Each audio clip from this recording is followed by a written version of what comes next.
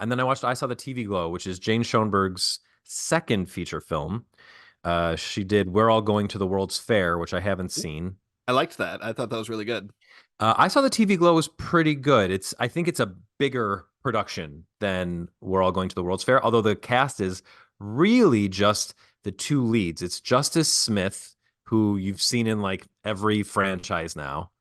He's in the Yeah, he was Jurassic, in I'm in Jurassic World. yep, And Detective yeah, Pikachu and Dungeons and Dragons, Honor Among yeah, that's Thieves. right. He's flanked by Bridget Lundy Payne, who played Keanu Reeves' daughter in the Bill and Ted movie, the new one.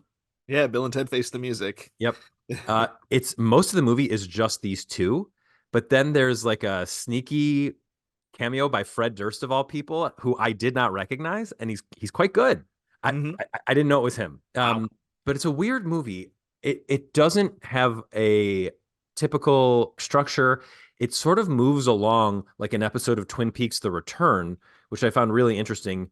It's clearly super influenced by David Lynch. I got major Lost Highway vibes, which I know you're not a huge fan of, Hmm. but it has a lot of that like identity shifting going on.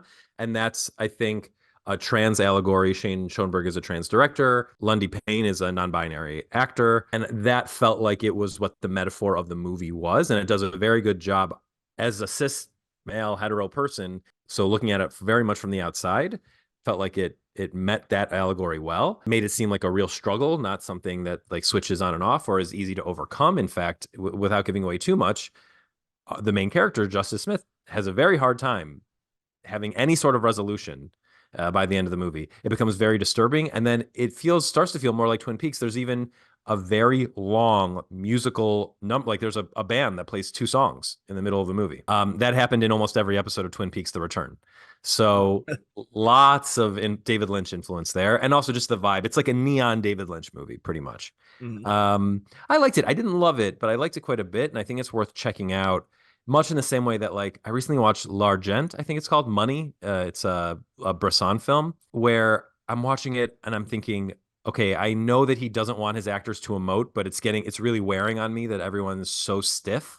Mm-hmm. So it's interesting that someone makes movies that look like these, even if they're not the most pleasurable to watch. Yeah, yeah, that's definitely on my list to check out too. When it won't play in theaters near me, but whenever it's on VOD, we'll be checking it out. Good.